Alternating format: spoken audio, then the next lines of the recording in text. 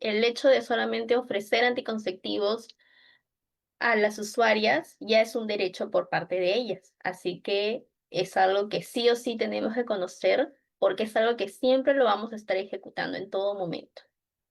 Vamos a hablar acerca ya la parte introductoria de lo que es ciclo menstrual y también cómo actúan los anticonceptivos. Y algo importante que les mencioné a todos al inicio, queremos que ese diplomado sea lo más didáctico posible porque a veces la teoría podemos entenderla, pero en la práctica clínica es donde a veces cambian las situaciones.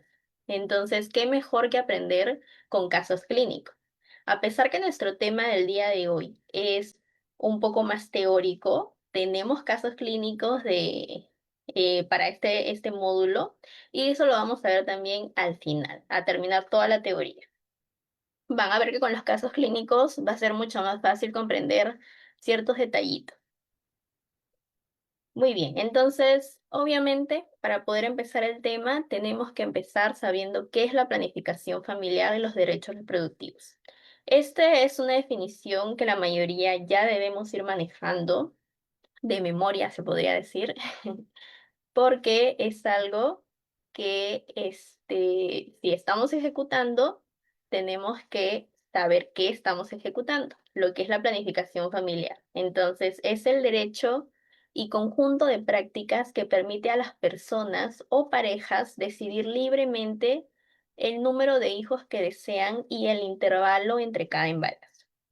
No, por ejemplo, según la ley de salud o las normas técnicas, ¿cuánto tiempo sería lo adecuado de un intervalo entre un embarazo y otro? Porque sí lo define también nuestras normas técnicas, como recomendación, claro. Es un conocimiento general, ¿no?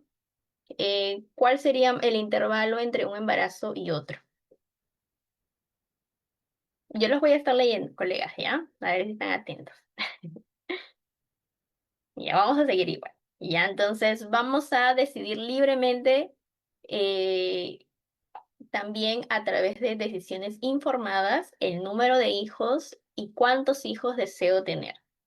Ahora, el definir el intervalo entre embarazos, cuánto tiempo es al menos 2 años de diferencia. ¿Ya? Entonces, esto es lo que significa espaciar los nacimientos para no afectar la salud de la mujer. Ahora, la planificación familiar lo que ofrece, aparte de este conjunto de acciones y derechos, es el acceso a los métodos anticonceptivos, ¿ya? Y esto de aquí va a mejorar la salud materna e infantil, además que también algo muy importante que todas nosotras deberíamos buscar ello, es el hecho del empoderamiento de la mujer. No, yo sé que hemos hablado en muchas ocasiones acerca de la igualdad de género, pero sabemos que a la actualidad no siempre se aplica. No hay muchas situaciones o muchas escenas donde todavía podemos estar observando tal vez machismo, ¿no? O tal vez en otras poblaciones más alejadas de Lima, todavía hay prácticas donde, no sé, la pareja no le deja usar un método y se embaraza y se embaraza y se embaraza cada rato, pero tal vez la mujer, si tuviera conocimiento de un anticonceptivo, tal vez lo podría usar por decisión propia, ¿ya? Yo, por ejemplo, si tengo mi pareja, yo necesito pedirle permiso a mi pareja para usar un método anticonceptivo. A ver, esa es otra preguntita que también los voy a estar leyendo. Sí, en realidad son 2 años, más de 2 años, que por ahí algunos lo acertaron. Ya, entonces, hablando acerca del empoderamiento y la mejora de la salud materna e infantil, yo necesito, por ejemplo, si tengo a mi pareja, pedir permiso a mi pareja para yo ponerme un anticonceptivo. Rocío nos dice que no, y está en lo correcto, ¿no? La decisión, o por ejemplo, la consejería, ¿podría ser con la pareja? Sí, sí podría ser, pero la decisión es plenamente de la mujer. ¿Por qué? Porque en caso claramente accedan a un anticonceptivo por uso de la mujer, ¿no? Porque obviamente también sabemos que no hay muchos anticonceptivos para elección del varón. Entonces, como que, bueno, no tiene tanto que decidir el hombre, pero la mujer sí tiene una gama de elecciones que podemos hacer para que accedan a un anticonceptivo. Muy bien. Qué bueno, todos acertaron que es un no definitivo, así que estamos yendo por la misma línea. Jamás, nos dice Carolina. Perfecto, entonces están en lo correcto, colegas. No podemos, o sea, sí podemos pasar la consejería con la pareja o en pareja, pero no podemos, tomar en cuenta que él diga no y ya, ahí termina la consulta. No, por ejemplo, hoy vamos a hablar también un caso clínico, si no me equivoco, de un acompañamiento en pareja que puede estar influenciado, pero eso lo vamos a ver al final. Además, por eso es importante conocer nuestra norma técnica, ¿no? Por ejemplo, si en algún momento han leído la norma, no sé si se acuerdan de todas maneras porque pues, es muy larga, dice explícitamente en la norma que una mujer puede pasar la consejería con su pareja. Por ejemplo, han tomado en cuenta ese detalle porque obviamente estamos hablando aquí también de un marco legal. ¿No? Si yo paso con la pareja y luego la pareja o la mujer reclama, no, que no debí pasar con él, que escuchó información de más o no sé, ¿es legal? ¿Tengo un sustento yo de ello? Rosario nos dice que sí. Y ya, eso sí lo tenemos por aquí, ahora lo vamos a ahondar, y ya, así que estén atentos para que podamos tener una respuesta a esta pregunta que va a quedar por ahora sin responder. Ya lo vamos a ver más adelante. Bien, ahora, ¿cuáles son los beneficios de la planificación familiar? El uno, que ya más o menos por ahí también nos hemos comentado un poco, es que es la salud y bienestar, ¿no? Va a ayudar a las personas a evitar embarazos no planificados, ¿no? Esto va a traer consigo eh, la reducción de riesgos, por ejemplo, reduciendo la morbimortalidad materna, especialmente reduciendo también los riesgos para las adolescentes, ¿no? Porque tenemos una población amplia de adolescentes que salen embarazadas, ¿no? Y esto va a influir, obviamente, en todo su futuro, va a influir en su calidad de vida y la reducción de riesgos a través del acceso a un anticonceptivo o a las consejerías de planificación familiar va a ayudar a mejorar la calidad de vida de las mujeres, de las parejas, de las familias e inclusive de todas las comunidades. Así que sí influye el hecho de que estemos obstetras empoderadas en esta área porque no solamente vamos a, entre comillas, prevenir un embarazo, no, es algo más global, ¿no? Vamos a mejorar la calidad de vida, vamos a reducir la morbimortalidad materna e inclusive perinatal, ¿no? Porque puede pasar también que adolescentes sepan que están embarazadas, pero a veces ni siquiera tienen conocimiento por ahí de pasar sus controles prenatales, tomar sus vitaminas y entonces esto a largo plazo influye porque estamos reduciendo los riesgos también para adolescentes. Ahora, algo que también observamos es que un beneficio, perdón, es el hecho de la planificación de partos, ¿no? Lo que habíamos estado comentando hace un momento, que va a mejorar la salud materna e infantil. Habíamos comentado también hace un momento acerca del empoderamiento de la mujer. No, generalmente pues el embarazo obviamente lo lleva la mujer y el hecho de que tenga que dar a luz, tenga que dar lactancia, siempre obligatoriamente va a tener que dar una pequeña pausa en su rutina diaria, en sus actividades, para que pueda tener el parto, pueda descansar, pueda recuperarse, inclusive la lactancia. Y esto de aquí a veces, en, no sé, algunas empresas o por el machismo de la pareja, puede decirle como que ya no continúes con tu trabajo y solamente dedícate a cuidar a a tu bebé, ¿no? Pero a veces esto ocurre en circunstancias donde ni siquiera la mujer o la pareja había planificado esa gestación. Entonces cambia todo su estilo de vida y también todos sus planes a futuro. Y más aún si es que es un adolescente. Entonces, es por ello que la planificación familiar empodera y busca oportunidades de educación y empleo, generalmente enfocándonos en las mujeres. Algo que también vamos a observar es la prosperidad comunitaria, ¿no? Porque si hay a veces por ahí mucha población de niños menores de edad y hay, pues no sé, muchos adultos, los jóvenes o los padres van a tener que salir a veces a buscar trabajo, ¿no? Para que puedan, alimentar a sus bebés, darle educación y todo.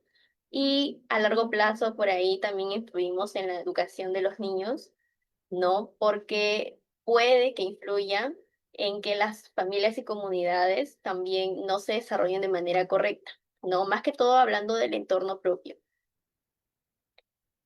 Ahora vamos a continuar hablando acerca de lo que es la situación actual de la planificación familiar, ¿no? Más o menos proyectado al año 2025, ¿cuánta población femenina tenemos en el mundo? Porque aquí vamos a comenzar hablando en el mundo. Tenemos 8.000 millones de población en el mundo. Y y solamente mujeres, prácticamente somos un 51%, ¿no? Pero vamos a hablar en cantidad más o menos 4.000 millones de mujeres de población total en el mundo. Ahora, estos datos, como les digo, son basados para el año 2025. De este grupo de mujeres, tenemos el grupo específico de mujeres en edad fértil, ¿no? Este grupo es el que nos enfocamos para poder dirigir lo que es la planificación familiar y tal vez por ahí el acceso a los anticonceptivos. En mujeres en edad fértil que están comprendidas entre 15 a 49 años. La población de este grupo en específico son más o menos 2.000 millones de mujeres que están en la edad entre 15 a 49 años. Entonces, en el mundo, vamos a ver un poco acerca del panorama global de la planificación familiar. Vamos a ver un resumen. Voy a tomar un poquito de agua.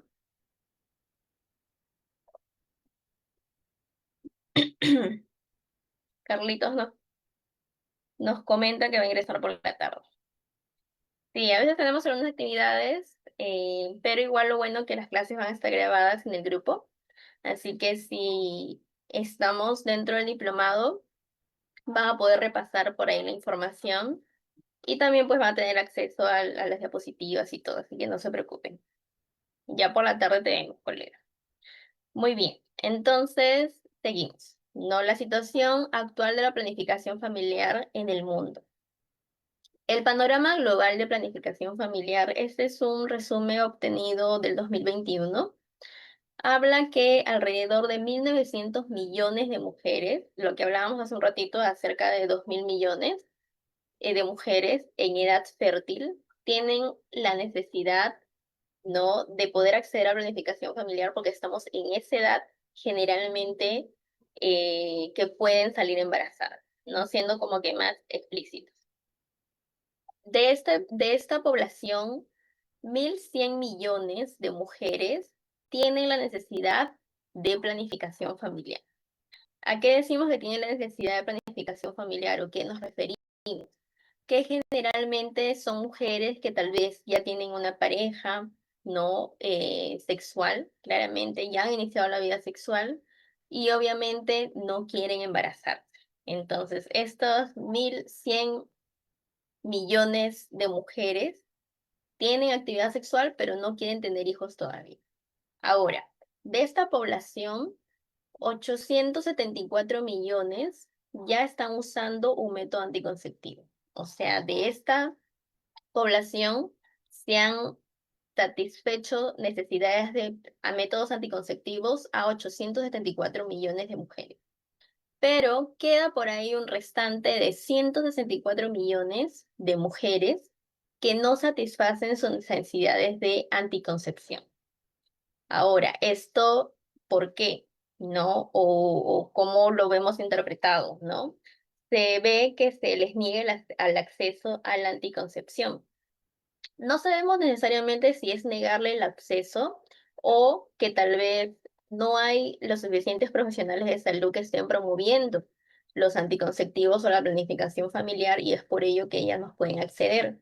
O tal vez acceden y no hay un método anticonceptivo disponible. También puede ser otra situación. No, claramente que esto es hablando por establecimientos de entidades públicas, ¿no? Establecimientos de salud del Estado, por decirlo así. Ahora, se les niega el acceso a anticoncepción sabiendo que esto es un derecho humano fundamental, porque ellas no quieren tener embarazos en ese momento, pero se les está negando el derecho a recibir de manera libre la consejería de la planificación familiar para acceder a un método anticonceptivo y ellas a veces no pueden decidir el número de hijos o el espaciamiento en el cual desean tener hijos, ¿no? Porque no están accediendo a métodos y los pueden tener sus hijos en cualquier momento. Entonces, también se les está negando las importantes beneficios donde ellas podrían prevenir embarazos imprevistos y con ello reducirían riesgos para su salud. Sin embargo, hay una población todavía objetivo donde está, eh, o sea, no está todavía tomada para que podamos aplicar lo que estamos hablando el día de hoy acerca de los anticonceptivos libres. Entonces, ¿cuáles son las barreras para decidir el número de hijos? No, estamos todavía hablando en un estado mundial de la población, ¿sí? Dice, 1 de cada 5 personas considera imposible alcanzar el número de hijos deseado, ¿no? Aquí estamos hablando aproximadamente un 20%. Ahora, esto no es por falta de interés, sino por barreras estructurales que limitan su capacidad de decidir. Esto porque, o que puede traer consigo un costo de vida alto y por temas a veces de inflación, ¿no? Porque obviamente también con el tema político influye mucho.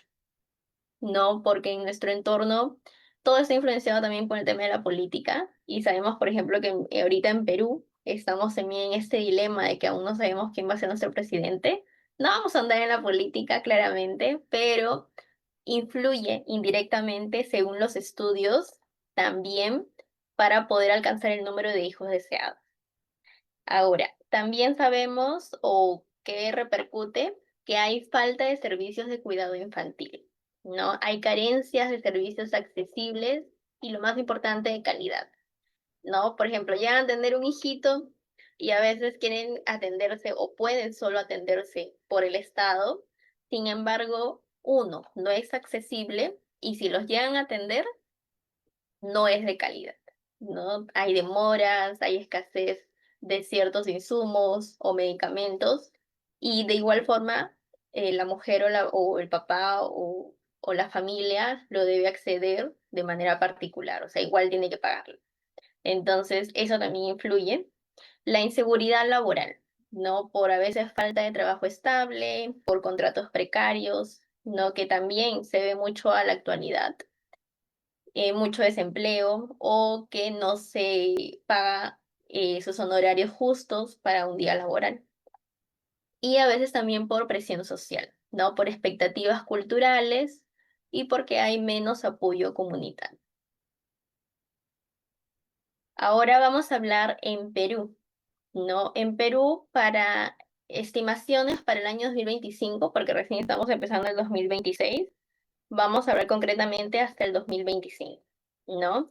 Nuestra población total en el Perú somos de 34.576.665 personas en general. Estamos hablando aquí hombres y mujeres. Ahora, hablando específicamente de las mujeres en edad fértil, porque es la población objetivo para este tema en especial que es la familiar. Estamos hablando que tenemos una población de 9.190.827. ¿Ya? Entonces, este es el porcentaje de mujeres fértil que equivale más o menos a un 26% del total de la población. Y tenemos una tasa global de fecundidad de 1,9 y una tasa específica de fecundidad entre los 15 y 19 años, que imagínense, o sea, estamos hablando aquí de embarazos adolescentes, ¿no? El 42,1% de esta tasa global de fecundidad. Entonces, si nos damos cuenta, hay una tasa alta de embarazos en adolescentes. Entonces, es algo que también tenemos que enfocarnos nosotros para poder fomentar el hecho de que el acceso a los anticonceptivos puedan darse también desde la adolescencia, ¿no? Porque muchos desconocen o a veces es como que está prohibido conversarlo hasta que ya eres adulto y tienes cierta edad de tú disponer la información libremente porque no saben que es también un derecho, ¿no? De que puedan acceder a sus anticonceptivos libremente, hasta gratuitamente en el Estado, y con ello evitar embarazos no planificados, y con eso reducir la tasa de fecundidad en adolescentes. Entonces, es importante saber estos números o estos datos porque nos da una realidad diferente, ¿no? A veces pensamos, no, seguro por ahí unas cuantas adolescentes están embarazadas, pero no. O sea, es una población grande, como verán. Ahora, algo que también es importante es hablar acerca de los anticonceptivos modernos. No modernos, estamos hablando por ahí anticonceptivos que también pueden ser de larga duración, ¿no? Y las estimaciones de su uso, vamos a hacer una comparación entre el 2012 hasta la actualidad, el 2025. Por ejemplo, la prevalencia de anticonceptivos modernos para el 2012 era un 32% y para el 2025 estamos en un 42%. Ha incrementado, sí, eso es muy bueno.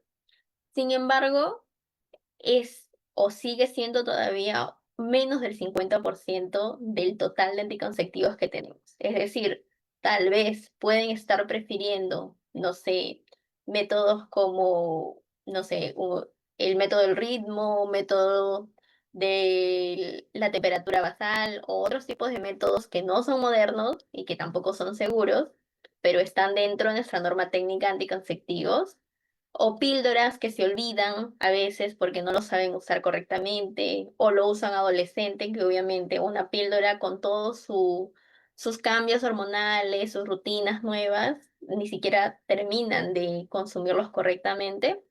Están eligiendo esos en vez de métodos modernos, ¿no? Tal vez como un DIU de cobre, como un implante subdérmico que va a ser de larga duración. Entonces ahí todavía hay mucho por mejorar.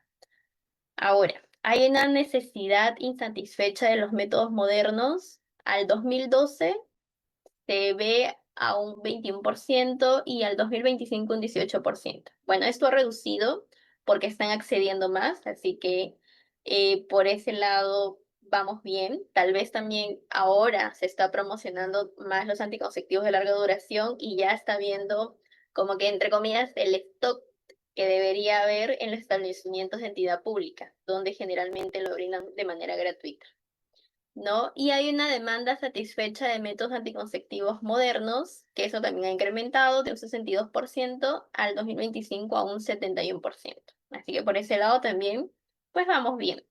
Sin embargo, podríamos hacerlo mucho mejor, porque algo que tenemos que tener en cuenta, que ahorita creo lo vamos a ver, los profesionales que pueden acceder a la consejería y aplicación de los métodos, pues sí, puede ser un médico, puede ser un ginecólogo, pero nosotras como obstetras tenemos que empoderarnos en este tema como para que nadie sea mejor en planificación familiar que una obstetra.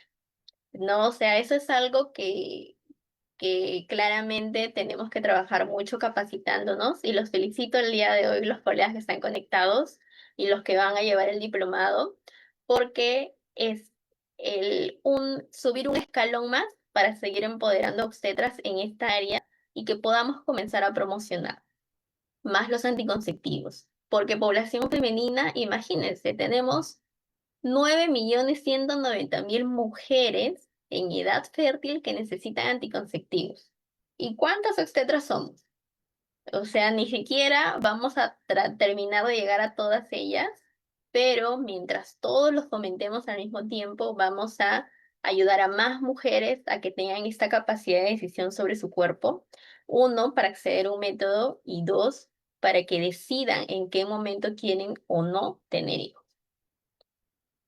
Muy bien, entonces seguimos. El panorama de la salud sexual y reproductiva en Perú. No, a la actualidad las mujeres en unión, o sea, que son sexualmente activas o tienen pareja, acceden a un 58.1% de mujeres, perdón, de métodos anticonceptivos modernos. Pero también se ve una desigualdad por nivel educativo. Aquí hablamos, lo que a veces, o al inicio también lo hemos conversado, que estamos comparando, que tal vez en Lima, uy, sí, bonitos los números, pero vemos provincia o vemos otras poblaciones más alejadas de Lima y aquí sí cambia un poco el panorama. Por ejemplo, vamos a ver por nivel educativo acá en Perú. Nos dice, 6 de cada 10 mujeres con educación superior usan métodos modernos, ¿no?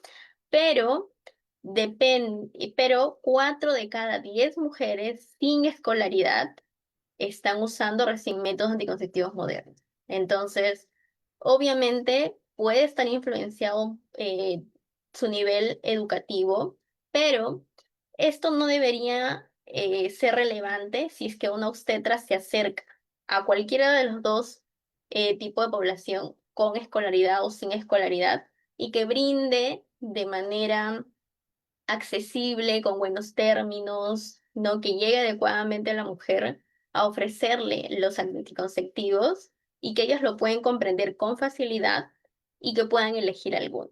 Entonces, es algo que en realidad sí se podría mejorar. No debería influir el nivel educativo si es que el profesional que ofrece el método anticonceptivo aplica tal vez los términos adecuados para que puedan comprenderlo y así elegir uno. Entonces, esto es algo que sí podríamos mejorar en realidad, ¿no? Pero influenciado muchas veces por el profesional de salud que ofrece el anticonceptivo para que pueda llegar de manera más adecuada según su nivel educativo de la mujer y pueda elegir uno. Entonces, seguimos viendo que en el panorama de salud sexual en Perú también nos indica que eh, más de la mitad de mujeres que tuvieron un parto en los últimos 5 años señalan que su embarazo no fue planificado en ese momento y que 3 de cada 4 embarazos en adolescentes entre 15 a 19 años no son intencionales. Entonces, imagínense, si una mujer adulta, más del 54% eh, no planificó su embarazo, un adolescente mucho menos aún, ¿no? Entonces, entre los 15 y 19 años, estamos hablando prácticamente más de un 75% de mujeres que obviamente se embarazaron adolescentes, pero obviamente no lo planificaron. Y esto tiene mucha lógica, ¿no? Porque usualmente no vemos a una jovencita de 15 o 16 años que diga, ya quiero ser mamá, ya quiero embarazarme y se prepare para embarazarse, ¿no? Porque es algo que no vemos usualmente. Y si lo vemos, a veces es por presión de la familia o tiene una pareja mayor y se casan obligadamente con esa pareja mayor y ya quieren tener hijos. Entonces, generalmente son por otras situaciones que un adolescente pueda planificar un embarazo. No, eso es poco común. Muy bien. Bien, colegas, por ahí, si tienen observaciones, dudas, vayan escribiéndolo. Yo los estoy leyendo. Y ya, yo sé que el tema teórico es un poquito pesado, pero por ahí vamos a ir ya ingresando a temas como que más específicos ¿no? Hablando, por ejemplo, ahorita sí de lo que es la norma técnica en planificación familiar, así que hay puntitos que sí hay que observar, que tenemos que recordar siempre, ¿no? Es algo que siempre, siempre lo tenemos que reforzar la información porque es algo que vamos a ejecutar siempre y tenemos que estar sustentadas legalmente también en nuestra norma técnica. Bien, ahora, en el Perú, el panorama de salud sexual y reproductiva, seguimos en este ítem, habla acerca de la combinación de métodos anticonceptivos modernos. No hay una distribución porcentual de las usuarias de anticonceptivos según el método que han elegido. Por ejemplo, mira, por acá hay un dato importante, ¿no? Porque hay que ver qué métodos anticonceptivos están usando más. Por ejemplo, lo que hablábamos, días fijos, ¿no? Que esto prácticamente es como el método del calendario o del ritmo. El 18,1% está usando este método anticonceptivo. Entonces, ¿qué tanta efectividad tiene un método anticonceptivo del ritmo? ¿Se imaginan que un adolescente esté usando este anticonceptivo? ¿Ustedes creen que le va a funcionar a un adolescente acceder a un método del calendario o del ritmo? A ver, los voy leyendo.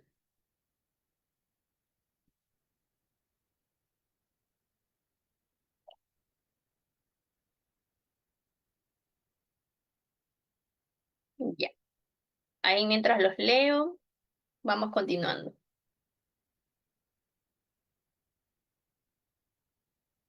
Listo. Entonces, obviamente, un adolescente que no tiene control de su cuerpo, todavía de su ciclo menstrual, si le vino a los 11, 12, 13, 14 años su primera menstruación, muchas veces al inicio es muy irregular sus ciclos menstruales y a veces inclusive para que comprendan bien cómo funciona el anticonceptivo del método del ritmo del calendario, pueden tardarse mucho en comprenderlo, más aún porque ni siquiera van a comprender su cuerpo todavía o su ciclo menstrual.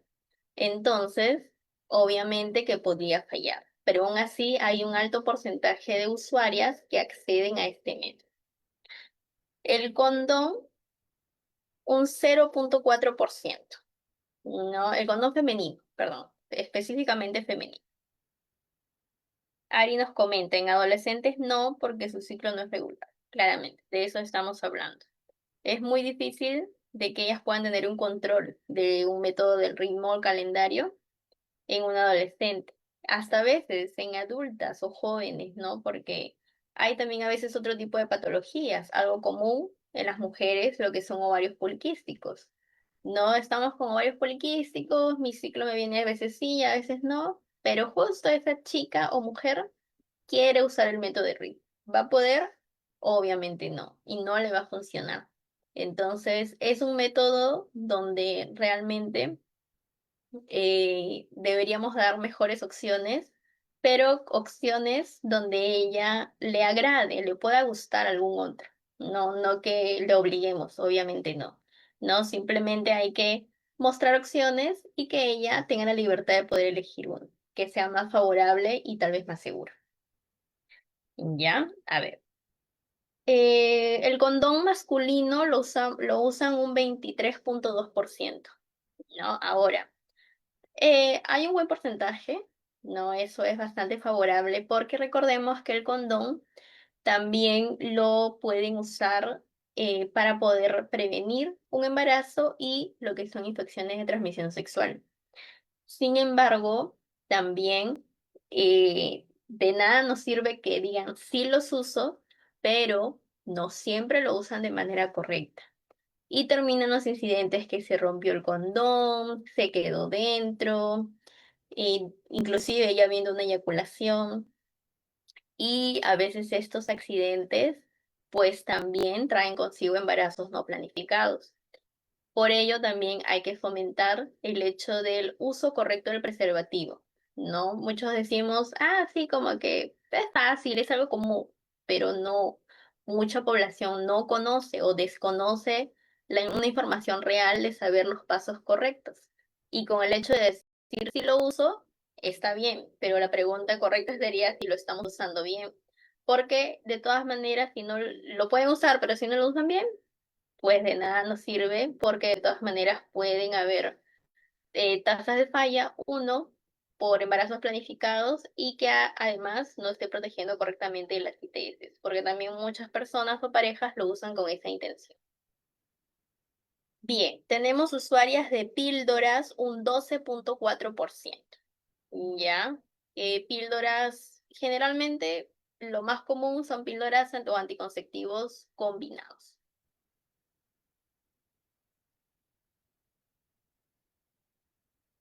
Ujú. Bien, bueno, por ahí recién me están llegando los comentarios de lo que estábamos hablando de los adolescentes. Liliana nos dice que un adolescente sí va a poder usar un método del ritmo. Claro que sí, igual se le puede comentar en la consejería, pero no es lo recomendable porque los ciclos menstruales son irregulares y además por su inmadurez emocional en la mayoría. Sí, y eso es muy correcto, Liliana, gracias por tu opinión. Y efectivamente, pues los adolescentes lo que hay que tratar de más bien ofrecerles es métodos que sean de fácil acceso, de fácil uso, donde no requieran que a cada rato esté acordándose, no sé, de hacer algo, porque a veces tienen su inmadurez emocional o están aprendiendo y pasa que se puedan olvidar o puedan equivocarse. Así que eso también es muy importante que podamos tener en cuenta porque es importante saber la edad de las usuarias cuando vienen a una consejería y que tengas tus criterios de poder ofrecer los métodos, obviamente sin obviar alguno, pero tratar de orientar cuáles tal vez en su mayoría podrían ser de preferencia o de mejor accesibilidad para cierto grupo de población. Bien, seguimos. En las inyecciones anticonceptivas, aquí está entre la mensual y la trimestral, tenemos un 27.5%, ¿no? Y algo que tenemos que observar mucho, que con mucha pena tenemos estos resultados a la actualidad, que el implante solo lo usan el 1.9% y en un DIU sin hormonas, hasta ese momento, un 3.6%. Entonces, los dos sumándonos a lo mucho llega a un 5%, ¿no? Y es un porcentaje muy bajo de población que están usando los métodos de larga duración y es algo que deberíamos cambiar porque tenemos que más bien fomentar de que más usuarias accedan a estos métodos, uno porque es de larga duración y nos va a ayudar a que podamos tener usuarias que estén protegidas por más tiempo, ¿no? Y eso sería muy favorable para todos, y en especial para la mujer, porque a veces, pues, si empiezan jovencitas su vida sexual y a usar un método, pues es mejor para ellas para que puedan tener mucho más tiempo la protección, ¿no? Y algo que también está dentro de esta clasificación de métodos, la esterilización femenina, que estamos hablando de la ligadura de trompas. Un 12.4% de población accede también a este anticonceptivo definitivo. Claramente aquí sí ya pasando por consejerías previas, porque hay que tener en cuenta que este método usualmente pues por el Estado piden que tengas consejerías previas, además que también tengan hijos, ¿no? Y desde cierta edad, porque muy jóvenes obviamente no le hacen porque podría cambiar su opinión a medida que avanzando su edad. Muy bien, vamos a continuar. Aquí Carlos nos comenta, ¿cuál es el método anticonceptivo más recomendable en pacientes con sobrepeso y obesidad? Ya, estos tenemos que tener en cuenta que hay anticonceptivos que tenemos que ver de acuerdo a los criterios de elegibilidad. Ya, obviamente sí tenemos la disposición de darle la consejería de todos los métodos, pero sin obviar primero de hacer una consulta previa. O sea, yo sí o sí tengo de manera obligatoria que evaluar su historia clínica antes de y luego recién ofrecer la consejería, porque de acuerdo a eso yo le voy a decir. Puedes usar píldoras anticonceptivas o métodos combinados, puedes usar una T de cobre, un implante subdérmico, pero no puedes usar este por tal motivo, ¿no? Entonces, respecto a los pacientes con sobrepeso y obesidad, más que todo, también vamos a evaluar respecto, uno, a su historia clínica, ¿no? Yo sé que el sobrepeso y la obesidad ya es un diagnóstico médico que hay que tener en cuenta, pero tal vez habría también que evaluar si es que tiene alguna otra enfermedad diagnosticada, ¿no? Y también los gustos de la paciente, ¿no? Sí podemos ofrecer en realidad una gama amplia de métodos, pero vamos a enfocarnos más en la consejería y la evaluación de su historia clínica. Ahora, este tema en hablar específicamente por ciertos diagnósticos lo vamos a conversar en el módulo 2, porque ahí estamos hablando de criterios de elegibilidad para los anticonceptivos. Ya, así que en la otra clase vamos a hablar específicamente de cada grupo de población y de los criterios de elegibilidad para los métodos, porque también hay que enfocar en poblaciones de adolescentes, en poblaciones en la perimenopausia y en poblaciones con diagnósticos médicos. ¿Sí? Entonces, vamos a continuar con la situación actual de la planificación familiar.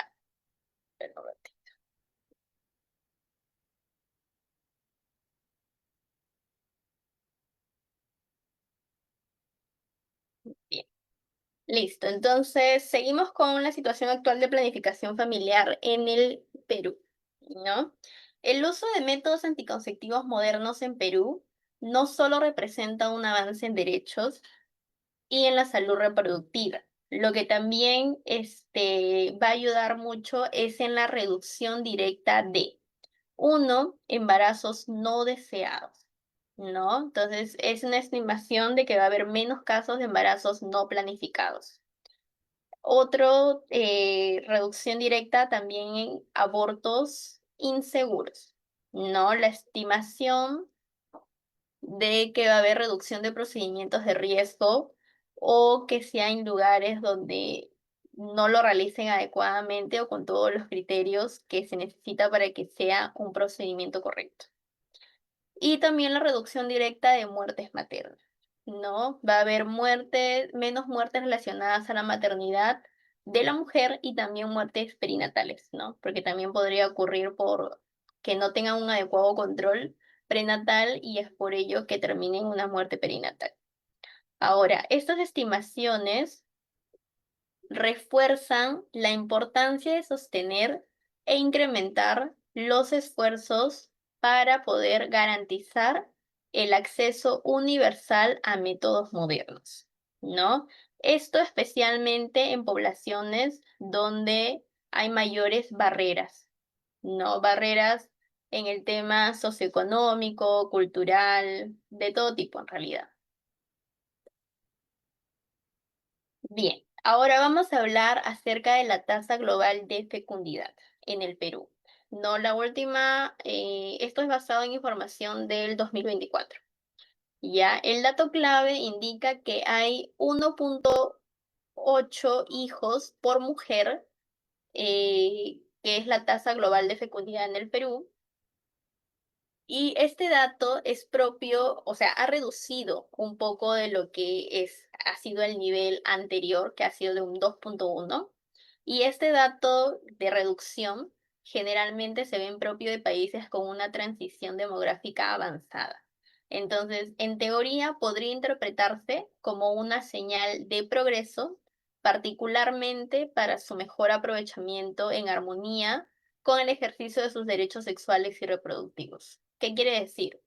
Que por ahí, si estamos viendo que sí hay acceso a los métodos anticonceptivos, por ahí un 58% vimos, entonces esto se ve evidenciado que la tasa global de fecundidad ha reducido un poco, porque estamos viendo que sí están accediendo a métodos anticonceptivos. Entonces, lo que hay que tener en cuenta que también hay un detalle mayor según importantes matices. Nuevamente nos vamos a las brechas de zonas urbanas y rurales, porque sí hay una diferencia.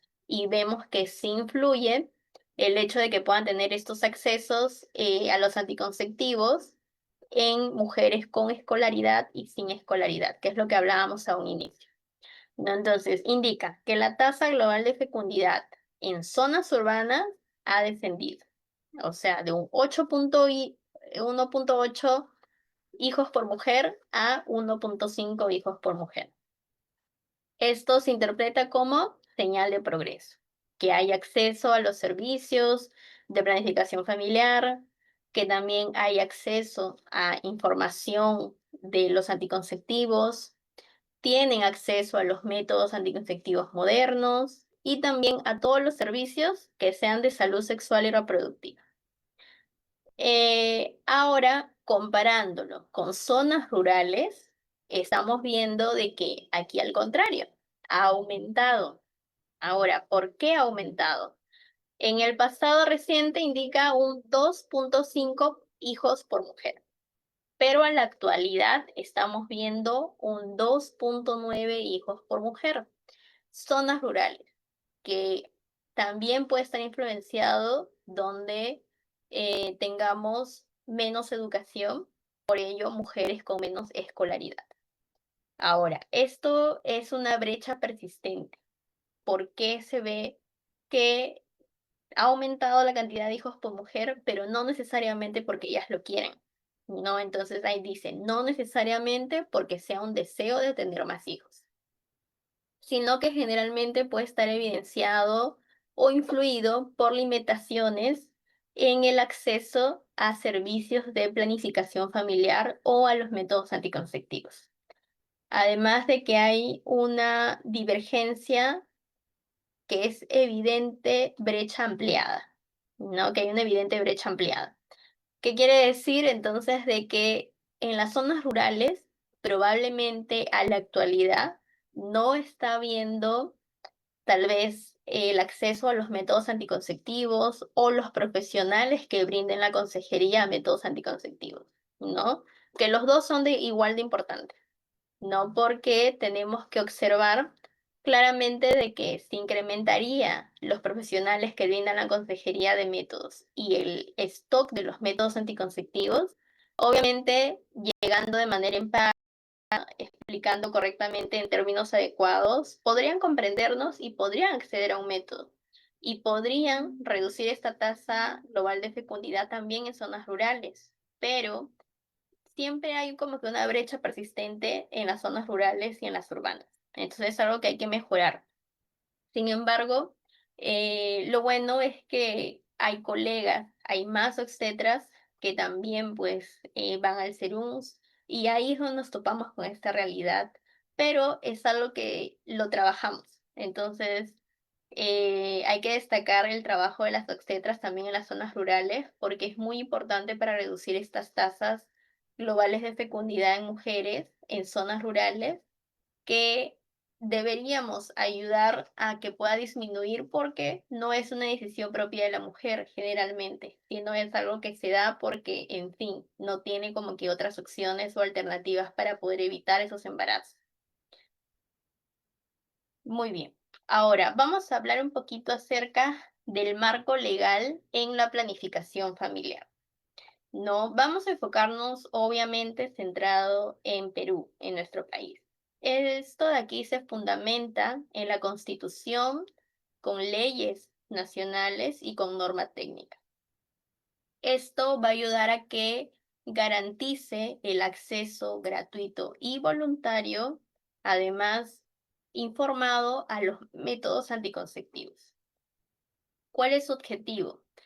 Es protegerlo, la salud sexual y reproductiva, ¿no? Destacando la Ley General de Salud, que es la número 26842, y la norma técnica de salud de planificación familiar, que es el número 652 del 2016, emitido por el MINSA, que es el Ministerio de Salud.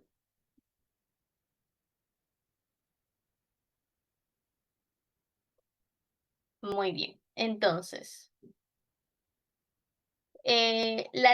vamos a tomar dos puntos importantes de la Ley General de Salud donde hablamos enfocado a lo que es la planificación familiar. No la Ley General de Salud, que es la 26842. No, primero en el artículo 6 observamos este punto importante, ¿no? La libertad de elección, ¿no? Que está definido en el artículo 6. Uno, habla de la libre elección de los métodos anticonceptivos. No toda persona tiene derecho a elegir libremente el método anticonceptivo de su preferencia, ya sean naturales o artificiales. ¿Qué quiere decir igual? Nosotras como obstetras, que también somos encargadas del área de la consejería, tenemos que ofrecer libremente los anticonceptivos, no solamente los modernos o los artificiales, también tenemos que ofrecer métodos naturales, ¿no? Pero esto, como les mencionaba hace un momento, va a estar influido también de la historia clínica de la paciente y los gustos de la paciente, ¿no? Pero es un derecho para toda persona este acceso a la consejería y a los anticonceptivos. Ahora, acceso a información y servicios gratuitos. El Estado tiene la obligación de proporcionar información y servicios de planificación familiar de manera gratuita. Y sí, esto es algo que sí se ve, que las consultas de planificación familiar y los métodos anticonceptivos pueden ser gratuitos por el Estado, ¿no? Entonces, tienen este acceso libre porque es una obligación del Estado. Ahora, también nos habla de la decisión de pareja, ¿no? Se reconoce el derecho de los cónyuges y concubinos a decidir el número y espaciamiento de sus hijos. No, también les mencionaba que sí podemos ofrecer las consejerías también a la pareja, o en pareja, perdón, para que también podamos obtener su opinión de esta decisión importante de en cuánto tiempo quiero tener hijos o en cuánto tiempo deseo tener otro hijo, ¿no? Porque a veces ya acuden a planificación familiar después de ya tener un primer hijo, ¿no? Pero la idea es que sea desde que iniciemos la vida sexual o hasta inclusive ya hablar de las consejerías antes de iniciar la vida sexual, ¿no? Como dicen, para que puedan ejercer su libertad de su sexualidad, pero ya informados. Que eso sería lindo, ¿no? Pero no siempre se aplica, no siempre ocurre de esa forma. En el artículo 6 también nos dice atención sin discriminación y enfoque de género, ¿no? Aquí reforzamos la atención sin discriminación y el enfoque de género. No, entonces, todos pueden acceder. O sea, yo no puedo decirle a alguien no por tal motivo porque no tendría una justificación. No de decirle no, porque tengo la obligación de a todas las personas ofrecer de manera gratuita por el Estado el acceso a la información y a los métodos anticonceptivos en su gran variedad. Otro artículo importante que habla de la salud sexual y su responsabilidad es en el artículo 7 de la Ley General de Salud, donde se enfoca en la protección de la salud de la madre y del niño. Aquí es una declaración de interés público, ¿no? Donde se declara que la salud sexual y reproductiva es de interés público. Vamos a promover la paternidad y la maternidad responsable, ¿no? Que eso es un trabajo que el Estado debería realizar también, el promover la maternidad y la paternidad segura y responsable. Y el derecho a la atención médica de la madre, ¿no? Se subraya el hecho del derecho de la madre a recibir una atención médica antes, durante y después del parto, ¿no? Entonces, estos artículos o estos puntos como que hemos resaltado para poder enfocar que esté asociado al tema de hoy, que estamos hablando de las consejerías de planificación familiar. Este según la Ley General de Salud, pero también tenemos más específico acerca de la norma técnica de planificación familiar.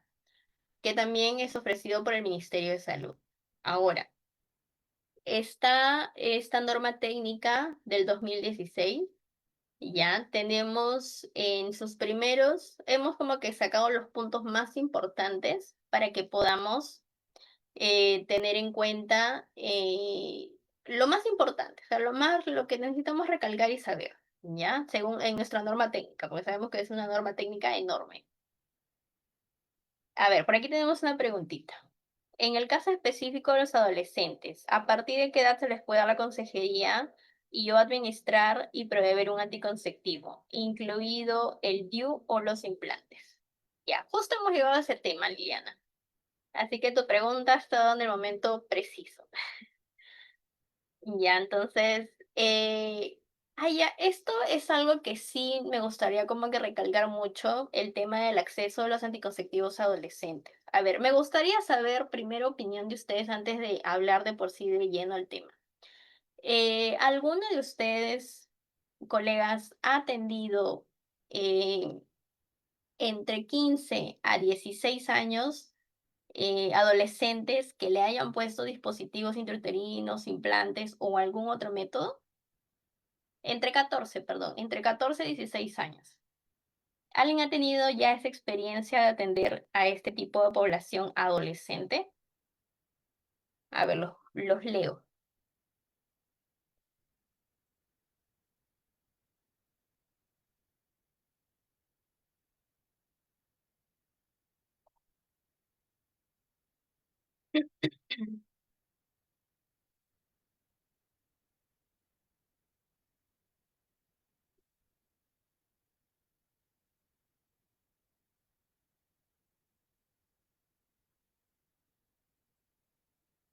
A ver, vamos a ir leyendo, sino que ahí me sale después el chat, pero sí me gustaría saber si es que ustedes ya están o han vivido esta experiencia de atender a adolescentes. A ver, quiero leerlos.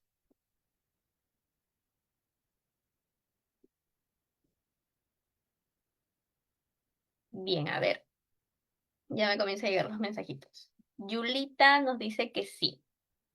Liliana sí, pero para esa edad estuvo presente su mamá y ella lo autorizó. Ujú. Bien. Cintia nos comenta que también.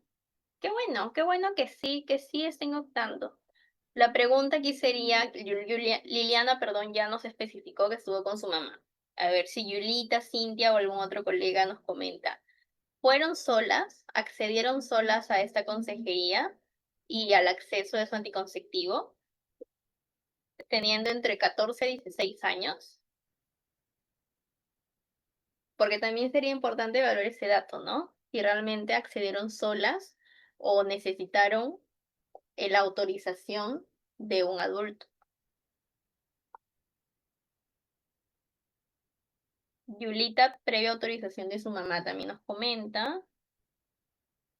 Y, a ver, lo sigo leyendo. Luzmila nos comenta que todavía no, pero sí ha atendido adolescentes, ya que el inicio de la relación sexual fue temprano. En ocasiones vinieron solos y otras veces con familiares. Qué bueno, Vero ha tenido por ahí más experiencia con acceso de adolescentes. Bien. Lo que sí estamos ahorita enfocando en mi pregunta es específica entre 14 y 16 años, ya porque 17 años como que, bueno, va a tener ya tiene su DNI azul, como que es más fácil a que pueda acceder tal vez a algún servicio de salud, o inclusive 16, ¿no? Pero entre 14, 15 son pues todavía unas adolescentes pequeñas, ¿no? Todavía. Cintia nos comenta acompañadas. Gladys colocó un implante a un adolescente posaborto con autorización de su mamá. Ya, bien, entonces veo que la mayoría ha comentado que ha tenido la experiencia sí, pero la mayoría con consentimiento de su mamá, ¿ya? Entonces, hay que tener en cuenta esta información muy importante, entonces, colegas, porque nos va a servir mucho para que comenzamos a promover más la planificación familiar en adolescentes, ¿ya? La norma técnica dice exclusivamente que sí se puede brindar una atención de salud sexual y reproductiva a los adolescentes e inclusive hace o permite que tenga servicios diferenciados para que, entre comillas, no se sientan como que intimidados con los adultos que van para otros servicios, ¿no? Entonces, promueve, sí, que tengamos una atención diferenciada para ellos. Ahora, vamos a leer un poquito qué es lo que dice en la norma técnica. No se preocupen que ahorita en las siguientes diapositivas vamos a responder la pregunta, desde qué edad, con autorización o no, qué métodos puedo dar y cuáles no, eso vamos a ver, ¿ya? Bien, entonces, la atención integral con énfasis en salud sexual y reproductiva, el contexto y calidad. Habla, es la provisión continua y con calidad de una atención integral, orientada hacia la promoción, prevención y acceso de los métodos anticonceptivos, ¿no? Esto en recuperación y rehabilitación en lo que es su salud sexual y reproductiva. Esto en el contexto de su vida en familia y la comunidad, ¿no? Entonces, ¿qué es lo que debería ofrecer el Estado en los establecimientos de salud? Claramente, hablando de niveles 1, 1, 2, 1, 3, que son niveles donde tenemos atención también por consultorio. La modalidad de atención que se debería ofrecer es en realizarlo en horarios diferenciados y ambientes exclusivos, ¿no? Para que no se puedan sentir intimidadas o tal vez que vean un espacio, un consultorio como que más ameno a su edad, ¿no? Para que se sientan más cómodos, más libres de opinar dentro de este espacio, ¿ya? Y de acuerdo a las disposiciones normativas, ya hay también exclusivamente una norma técnica donde dicen los criterios y estándares de de los servicios diferenciados para atención integral de salud de los adolescentes, ¿no?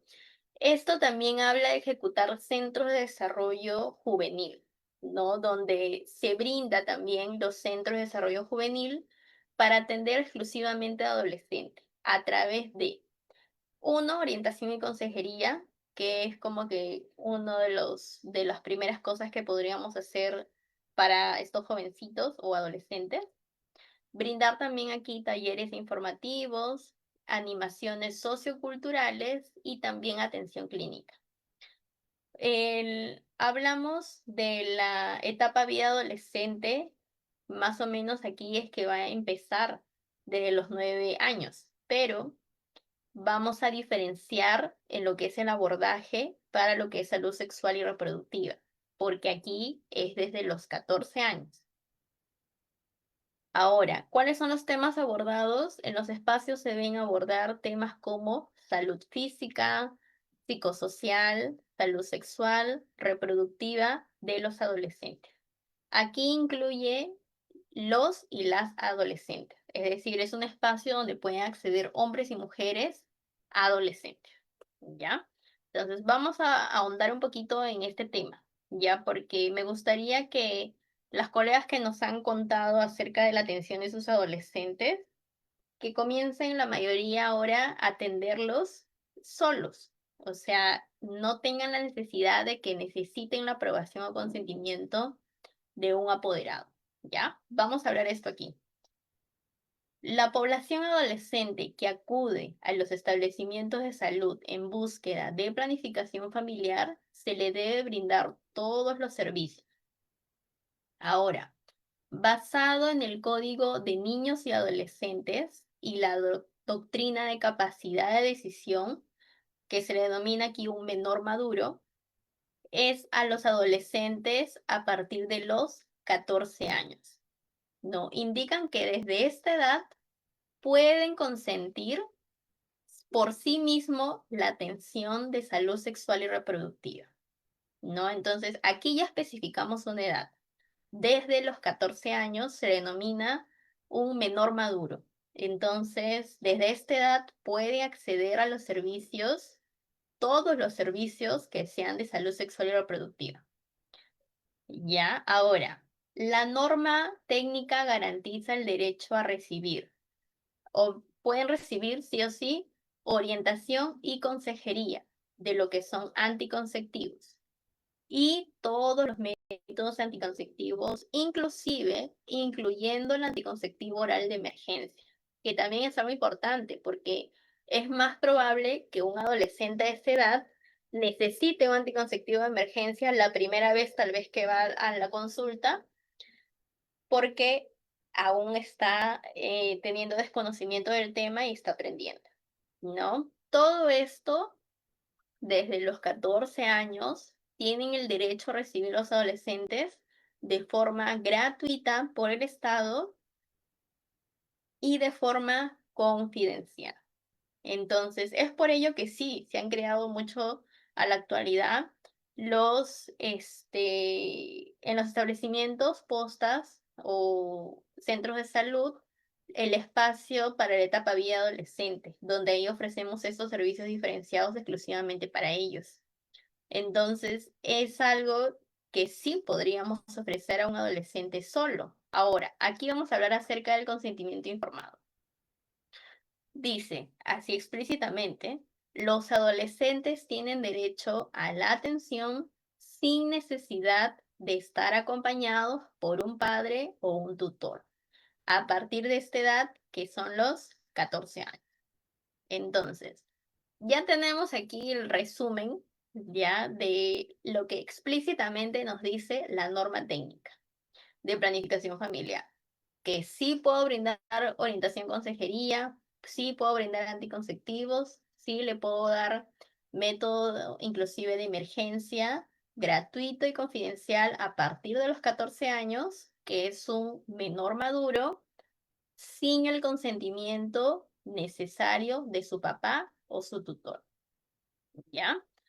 Entonces, la negación del servicio a un adolescente de 14 años basándose únicamente en la falta de un adulto acompañante puede ser considerado una barrera de acceso e inclusive una falta administrativa según su salud.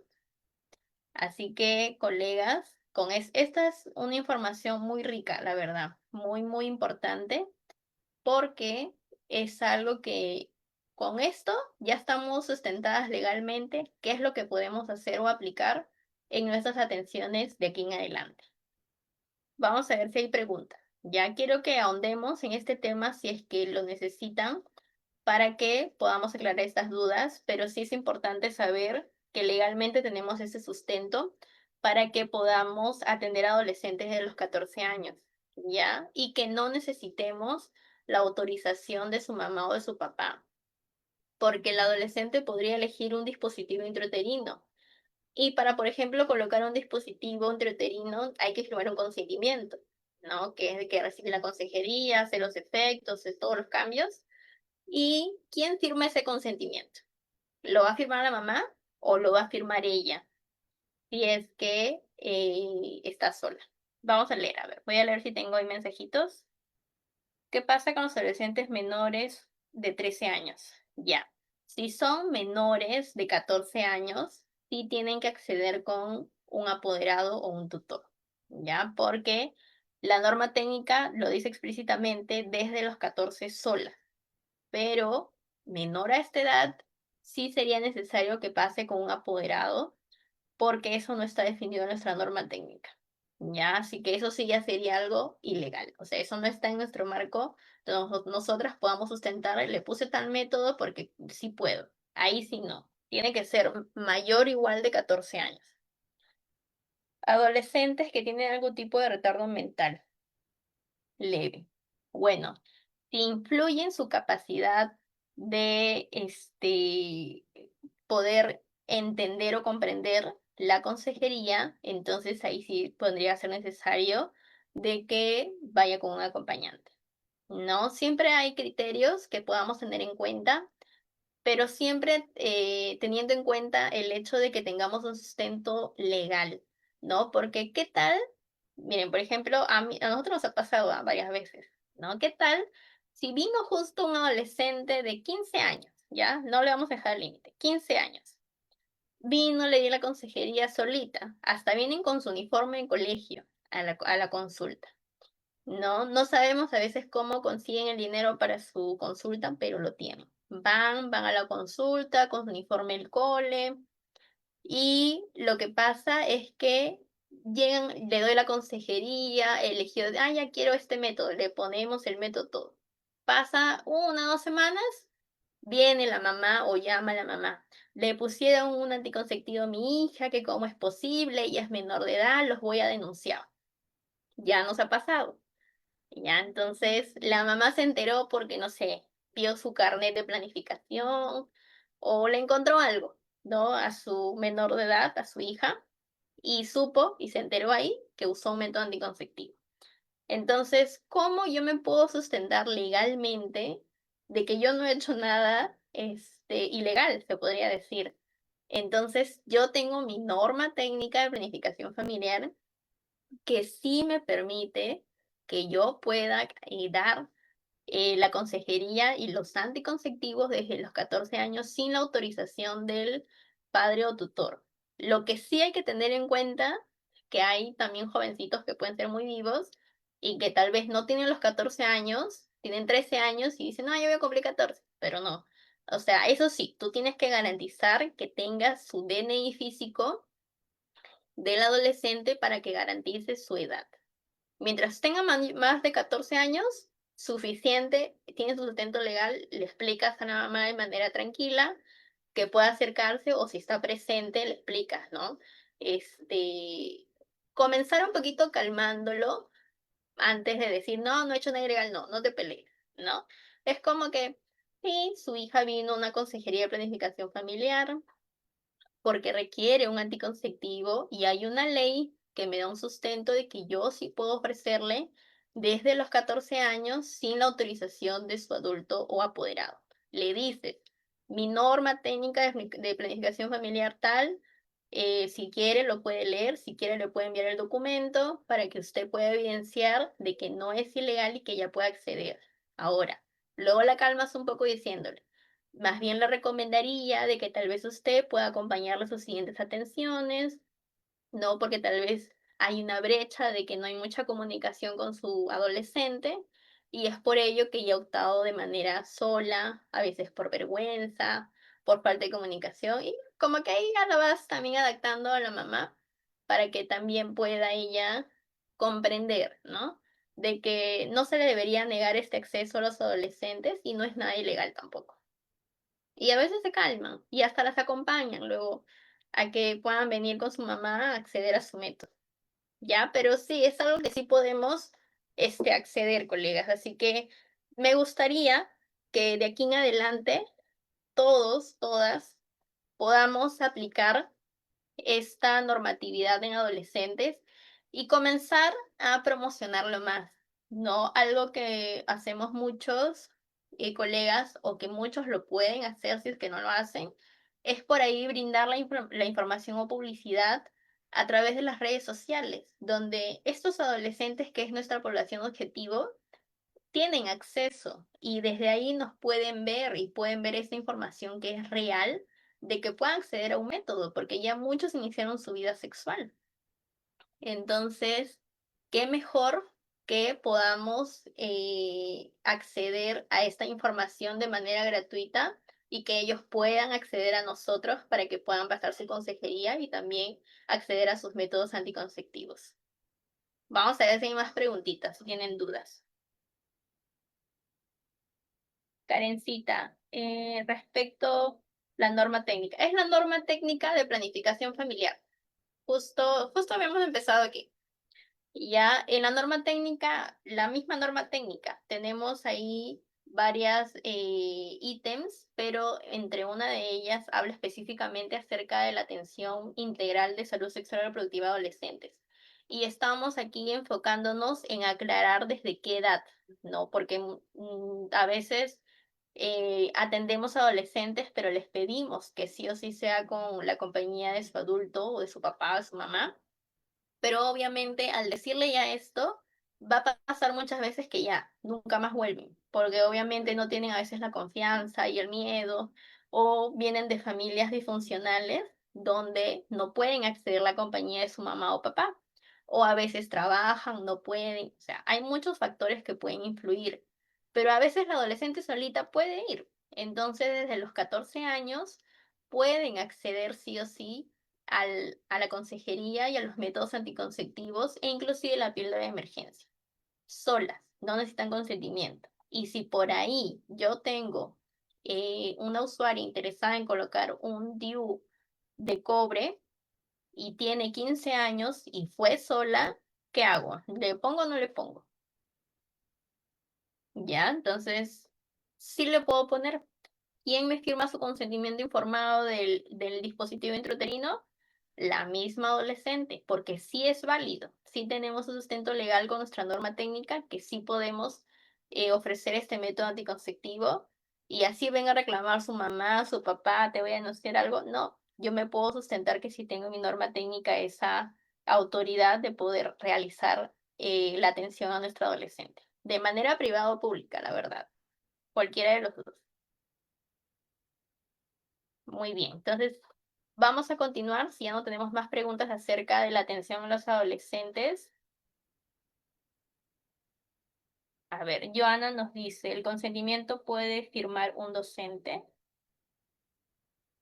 Bueno, en realidad, Joana, el consentimiento lo debe firmar la misma usuaria si en caso tiene más de 14 años, mayor o igual a 14 años.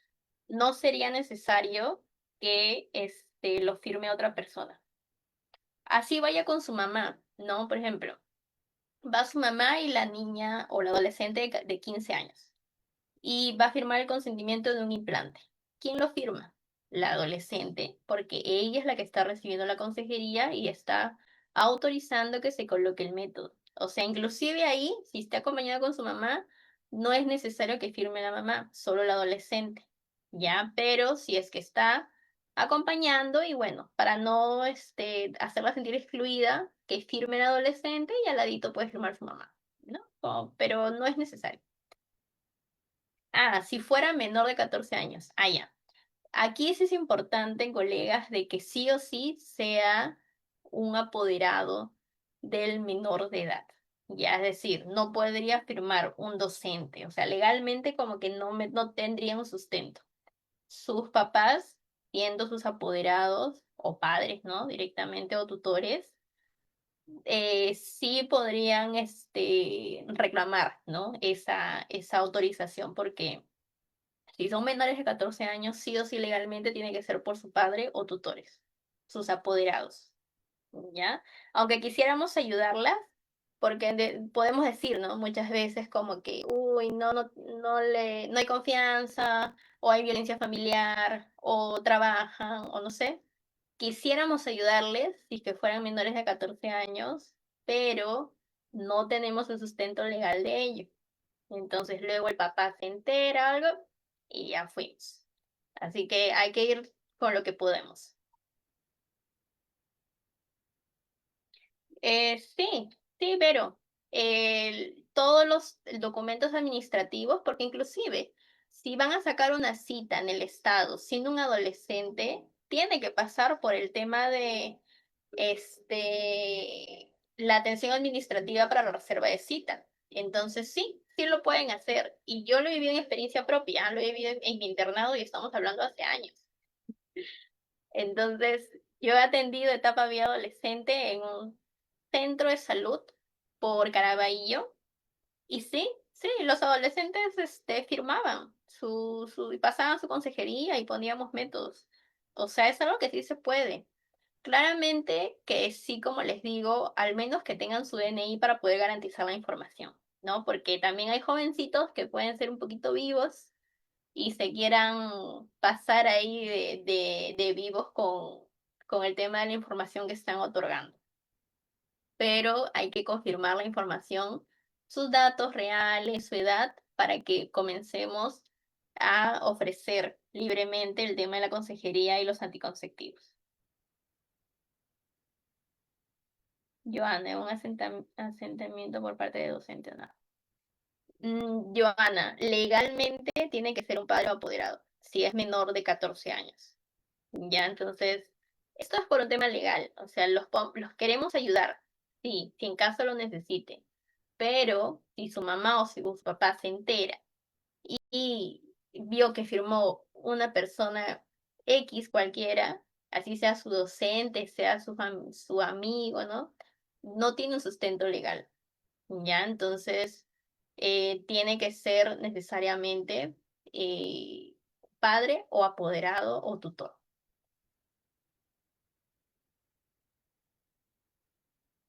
Bueno, Marlene, en caso tenga más de 14 años, no hay problema que pueda hacer ella sola. Claramente, colegas, aquí estamos hablando específicamente planificación familiar.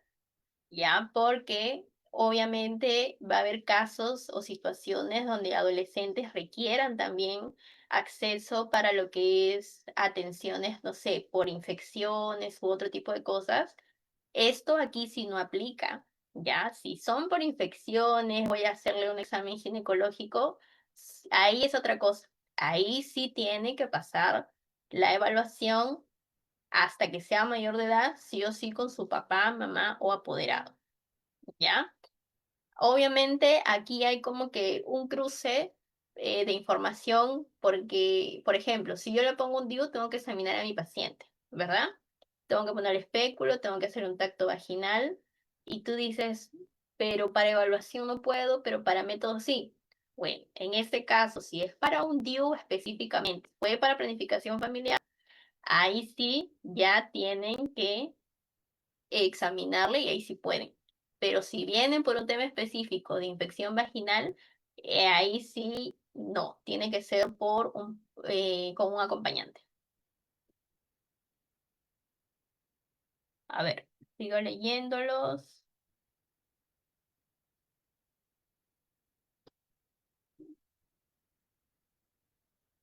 Ya, sí, acerca de los riesgos de contagios de las ITS de PH, eso también nos dice en la norma técnica, ya de planificación familiar, ¿ah? Así que sí es importante que también el adolescente, que está jovencito, no va a absorberte como una esponjita toda la información que le brindas, le brindemos la consejería de métodos, todo feliz. Se fue con su DIU de cobre, todo chévere, protegida 10 años, hasta sus 24 años. Igual sigue siendo joven.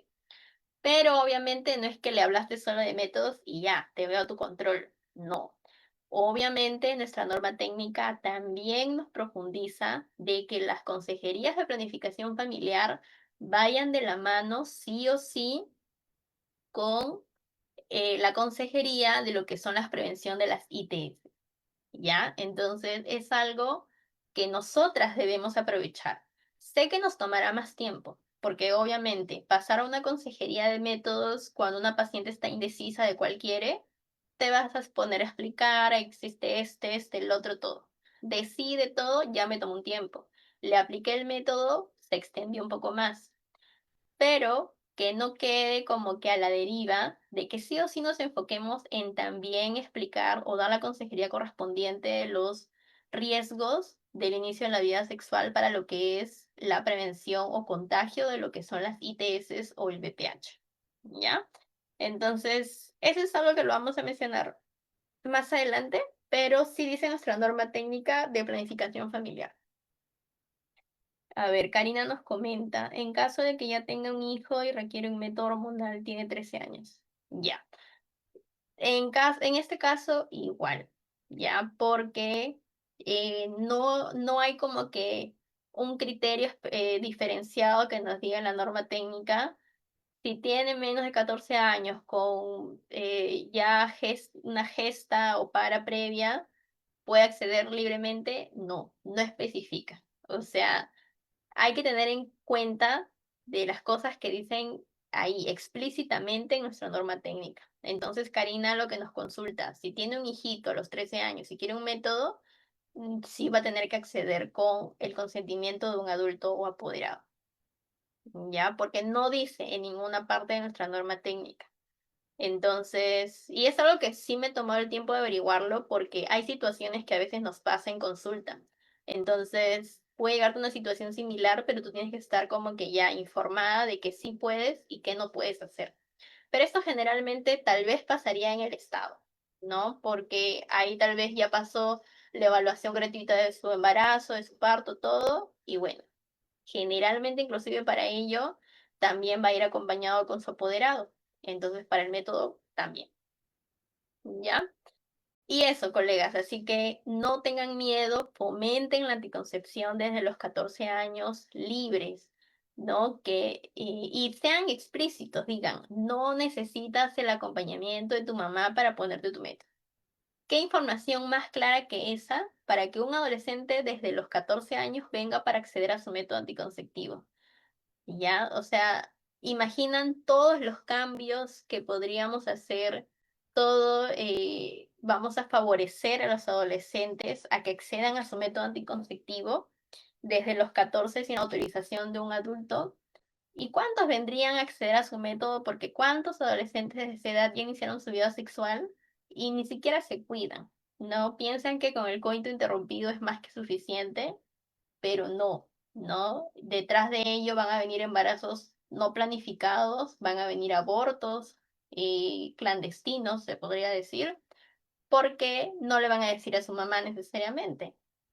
Muchas jovencitas vienen de 16, 17, 18 años ya con un aborto previo y aún así te lo hicieron solitas. Entonces, tenemos que tener en cuenta de que si fomentamos más esto como obstetras, porque tenemos toda la capacidad para hacerlo, ¿cuántos cambios haríamos en muchas adolescentes, en muchas familias, en muchas comunidades? ¿Ya? Así que es algo que tengan la libertad de hacerlo, no tengan miedo. A ver, acá Emi nos consulta si le puedo dar un anticonceptivo a un menor de 12 años con apoderado. Claro, sí podemos brindar